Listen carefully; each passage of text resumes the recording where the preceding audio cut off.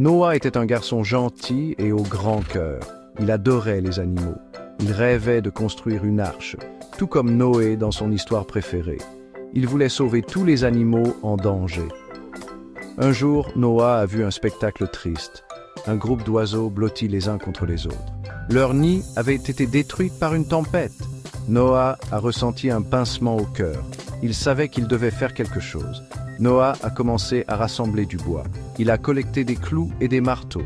Il était déterminé à construire son arche. Ses parents étaient inquiets. Ils pensaient qu'il était trop jeune pour un si grand projet. Mais Noah ne voulait pas abandonner. Il savait au fond de son cœur qu'il devait essayer. Il croyait pouvoir faire une différence, un clou et une planche à la fois. Noah ferma les yeux. Il pria pour être guidé. Il demanda la force de terminer son arche. Il voulait aider les créatures de Dieu. Une douce brise bruissait les feuilles. Elle semblait murmurer « Écoute ». Noah ouvrit les yeux et regarda autour de lui. Il vit un groupe d'enfants plus âgés en train de construire une cabane dans un arbre. Ils étaient forts et savaient se servir des outils. Noah décida de leur demander de l'aide. Il écouta attentivement leurs conseils. Ils lui apprirent à mesurer et à scier le bois. Noah apprit que demander de l'aide n'était pas un signe de faiblesse. C'était un moyen d'apprendre et de grandir. Il réalisa que même si son rêve était grand, il n'avait pas à le réaliser seul. Jour après jour, Noah travaillait sur son arche.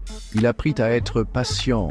Il écoutait les sons de la nature, le chant des oiseaux, le murmure du vent, le bruissement des feuilles. Il remarquait les écureuils ramassant des noix. Il voyait les fourmis travailler ensemble. La nature lui enseignait le travail acharné, la coopération et le respect de tous les êtres vivants. Noah commença à utiliser des matériaux recyclés pour son arche.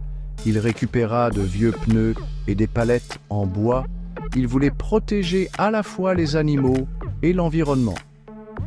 Il réalisa que construire l'arche ne se limitait pas à sauver des animaux. Il s'agissait de vivre en harmonie avec la nature. Il s'agissait de comprendre que chaque créature, petite ou grande, méritait son amour et ses soins. Le jour arriva où l'arche de Noah fut terminée. Elle n'était pas aussi grande que celle de Noé, mais elle était parfaite. Elle avait des nids douillets et des branches solides.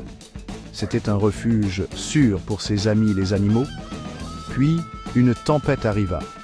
Le vent hurlait et la pluie tombait à verse.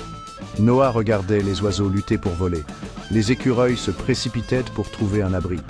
Il savait qu'il devait agir vite. Un par un, Noah aida les animaux à entrer dans son arche. Il les guida doucement, leur parlant d'une voix douce. Il leur donna de la nourriture et de l'eau. Il s'assura qu'ils se sentent en sécurité et aimés. Quand la tempête passa, le soleil fit son apparition à travers les nuages. Noah ouvrit la porte de l'arche. Les animaux s'envolèrent et sortirent en courant, heureux et libres. Noah sourit.